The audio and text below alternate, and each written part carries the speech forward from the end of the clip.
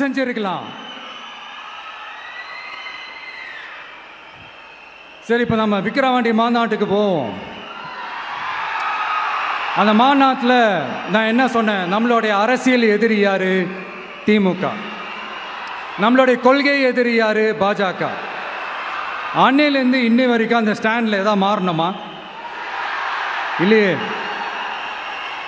இந்து முஸ்லீம் கிறிஸ்தவர்கள் எல்லாம் அவங்கவுங்க வழிபாட்டு முறையிலையும் வாழ்க்கை முறையிலையும் மட்டும்தான். ஆனால் தமிழ்நாடுன்னு வந்துட்டா, ஒற்றுமையை காட்டணும்னு வந்துட்டா, நம்ம கிட்ட யாரும் வாலாட்டவே முடியாது, நம்மளோட நல்லிணக்கத்தை யாரும் நாசம் பண்ணவே முடியாது. சொன்னமா இல்லையா? அன்னிலேருந்து இன்னி வரைக்கும் அந்த ஸ்டாண்டில் ஏதாவது மாறணுமா?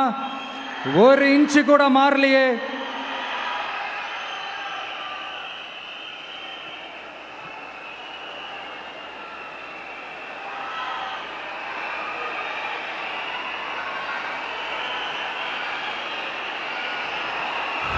ஒரு இன்ச்சு கூட மாறலையே. மதச்சார்பற்ற சமூக நீதி கொள்கை தானே நம்மளுடைய கொள்கை. அதுலேருந்து மாறவே போகிறதில்ல. 100% நீங்கள் உங்கள் விஜயை இந்த விஷயத்தில் நீங்கள் நம்பலாம்.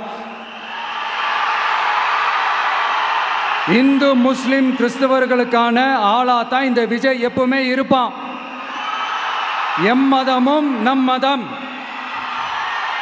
அப்படின்ற அந்த ஒரிஜினல் முகம் தான் இந்த விஜயினுடைய முகம். இன்னொன்று என்ன சொன்னோம்? A lion is always a lion. சிங்கம் தனியா வந்தாலும் தண்ணி காட்டிடும். இது சும்மா மொரட்டு கான்ஃபரன்ஸ்லாம் சொல்லல. உலகம் பூரா கடவுள் நமக்கு கொடுத்திருக்கிற கோடிக்கணக்கான நம்மளுடைய வகையராக்கள் நம்மளோட இருக்கிற அந்த கான்ஃபரன்ஸ்ல நான் சொன்னேன்.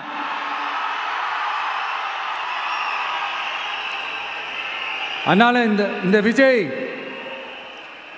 ஒன்று சொன்னானா அதுல இருந்து மாறவே மாட்டான். சும்மா இந்த ஸ்டாலின் சார் மாதிரி எல்லாம் கிடையாது.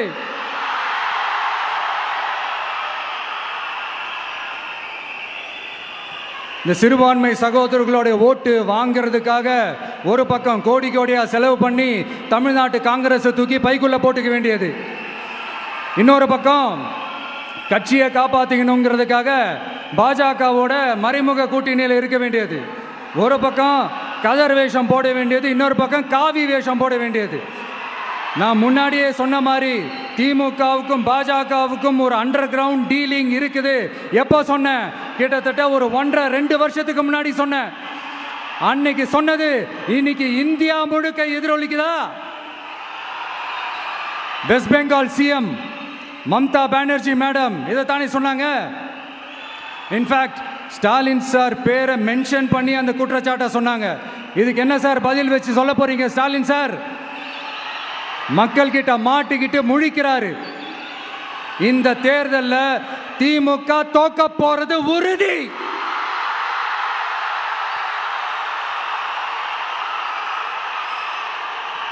தோத்துட்டு அந்த ஆஃப்டர் எலெக்ஷன்ஸ் அந்த எஃபெக்ட் என்னவா இருக்கும்னு இப்பவே சொல்றேன். கட்சியை காப்பாத்திக்கணும்ல, ஏகப்பட்ட கேஸ்லாம் இருக்குதுல்ல, லஞ்ச கேஸு, ஊழல் கேஸு, திருட்டு கேஸு, அவங்க குடும்பத்து மேல, மினிஸ்டர்ஸ் மேல எல்லாத்தையும் காப்பாத்திக்கணும்ல. போய் மோடி அவர்கள் காலையும் அமித்ஷா அவர்கள் காலையும் திமுக விழுதா இல்லையான்னு பாருங்க. அன்னைக்கு தெரியும் மக்களே, சிறுபான்மை சகோதரர்களே, அன்னைக்கு தெரியும் இந்த திமுகவோட மொத்த சாயமும் வெளுக்க போகுது. அது மட்டுமா, பாஜகவோட முதல் அடிமை யாருன்னு போட்டி வேற. நீயா நானா, நானா நீயா, யாருக்கு யாருக்கும்? இந்த திமுகவுக்கும் மற்றும் பலருக்கும். அதனால சிறுபான்மை சகோதரர்களோட இந்த விஜய் கூடவே நிப்பான் நிப்பான் நிப்பான். அதுல எந்த மாற்று கருத்துமே கிடையாது.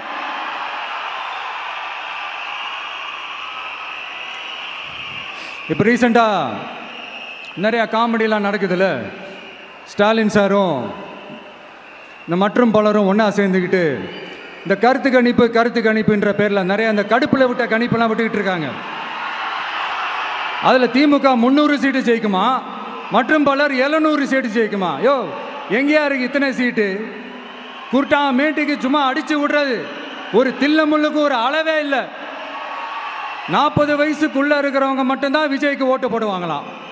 50 வயசுக்குள்ளே இருக்கிறவங்க மட்டும்தான் இந்த விஜய்க்கு போனா போதுன்னு ஓட்டு போடுவாங்களாம். இந்த 40 வயசுக்குள்ள இருக்கிறாங்களா அந்த ஓட்டர்ஸ், அவங்களாம் ரொம்ப கம்மியா.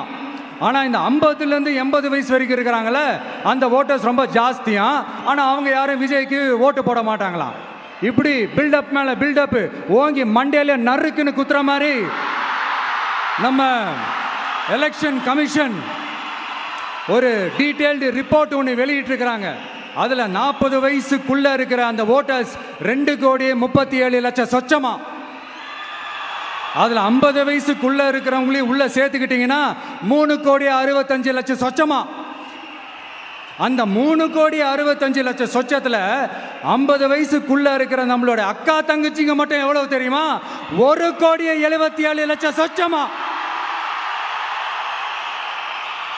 எங்கடா போனீங்க கடுப்புல விட்ட கணிப்பாளர்களே? எங்க போனீங்க? சும்மா டர்னா டர்தான்.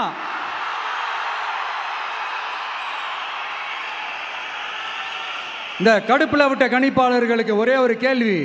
இந்த 60 வயசு மேல இருக்கிறவங்க, இந்த 70-80 வயசுல இருக்கிற என்னுடைய அம்மா பாட்டி அப்பா தாத்தா இவங்க எல்லாரும் நம்ம வீட்டு புள்ள விஜய், நம்ம வீட்டு புள்ள விஜி அப்படின்னு சொல்றதெல்லாம் உங்க காதுல விழலையோ? இந்த உண்மையெல்லாம் வெளியில சொல்லிடாதன்ட்டு 2 பேரும் நல்லா கவனிச்சு அமிச்சாங்களோ? அதனால இந்த கருத்து கணிப்பு, கடுப்புல விட்ட கணிப்பு என்ன விட்டாலும் திமுகவும் இந்த மற்ற பலரும் மண்ண கவ்வ போறது உறுதி. அவங்களோட இந்த ஆட்சி கனவு, லஞ்ச கனவு, ஊழல் கனவு, கொள்ளையடிக்கிற கனவு எல்லாம் கதம் தான். இப்போ ரீசெண்டா பாண்டிச்சேரி எலெக்ஷன்ல அந்த எலெக்ஷன் டேல கிட்டத்தட்ட 90% மேல போலிங் ஆயிருக்குது. விட்டா 100% ஆயிருக்கும் போல் இருக்கு.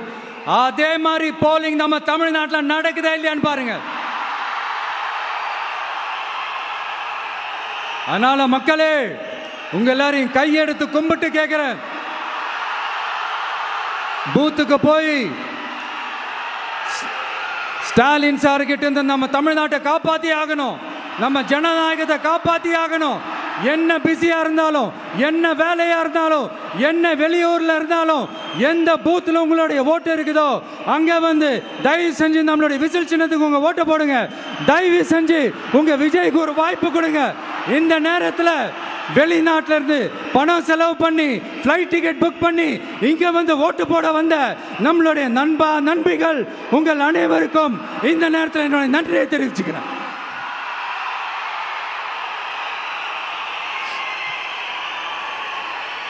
அடுத்து